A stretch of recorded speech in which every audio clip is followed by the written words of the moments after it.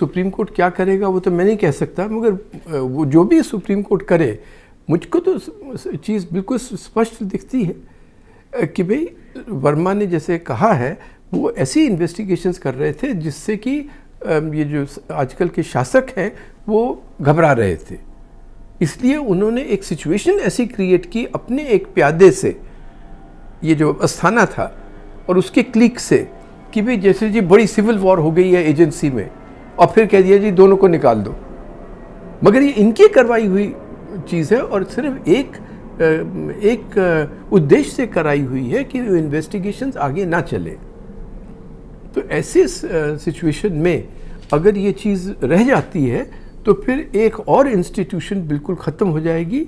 और इसमें एक आयरनी भी है।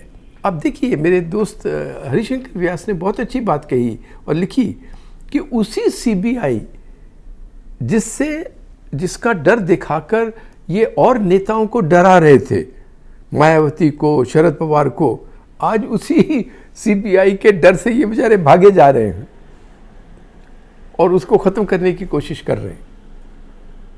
तो उनके उद्देश्य बिल्कुल क्लियर है, उनके मीन्स बिल्कुल इलीगल हैं, जो साधन उन्होंने अपनाए हैं बिल्कुल इलीगल है, क्योंकि इस अफसर का एक फिक्स टेन्योर था और फिक्स टेन्योर को आप जब टर्मिनेट कर सकते हो वो बहुत बड़े कारणों के कारण हो सकता है, सिर्फ मॉरल टर्पिट्यूड, फिजिकल या मेंटल इनेबिलिटी या ग्रॉस मिसकॉन्डक्ट वगैरह। इन्होंने कोई वैसी चीज़ नहीं दिखाई। इन्होंने एक अपने आदमी से एक ऐसी सिचुएशन क्रिएट करवा दी और फिर कह दिया जी देखो जी घर में आग लग रही है तो इसलिए हम फायर फाइटर को भी निकाल देते हैं और जिसने आग लगाई उसको भी निकाल देते हैं। रूल ऑफ लॉ को तो अंडरमाइन किया जा रहा है 4.5 साल से। हर एक इन्वेस्टिगेटिव एजेंसीज को, जैसे NIA है, इन्फोर्समेंट डायरेक्टोरेट है, इनकम टैक्स डिपार्टमेंट है, इन सबको एक पर्पस के लिए यूज़ कराया जा रहा है। मीडिया को डराना, ऑपोजिशन को डराना, ये सब। और मॉब्स कुछ किसी को मार दें, किसी का रेप हो जाए और लॉयर्स भी उसके लिए डेमोन्स्ट्रेट करें कि भाई एक्यूज्ड को फेवर करने के लिए, उसको प्रोटेक्ट करने के लिए।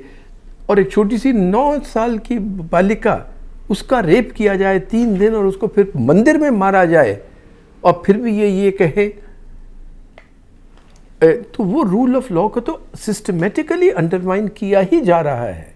अब अगर CBI में ऐसी घटना रह जाती है कि एक ऑनेस्ट ऑफिसर को, डायरेक्टर की लेवल ऑफिसर को आपने निकाला, जो कि हर एक CBI के ऑफिसर को पता होगा कि क्यों निकाला, तो फिर किसकी इंडिपेंडेंस रहेगी? तो क्या रूल ऑफ लॉ रहेगा?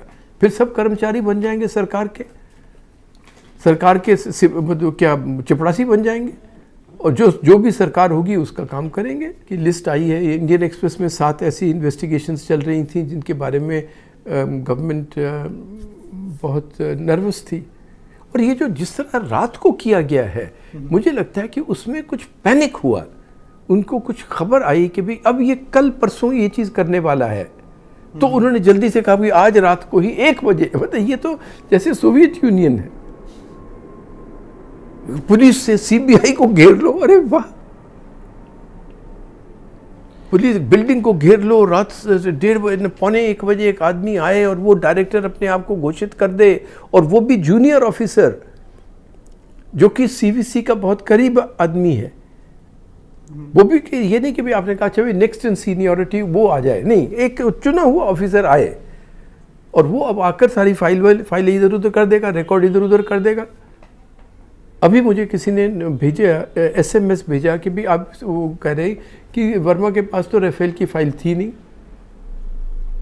भाई वर्मा के पास थोड़ा रखी होगी, अगर उसने सपोजिंग अगर उसने इंक्वायरी शुरू भी की होगी, कहा होगा भी करो, तो वो उस व्यक्ति को देगा कि भाई आप इंक्वायर करो, तो फाइल उसके दफ्तर में होगी। मगर आपने एक खबर चला दी कि साहब वर्मा के पास तो फाइल नहीं थी, इसलिए राफेल का इससे कोई ताल्लुक ही नहीं है।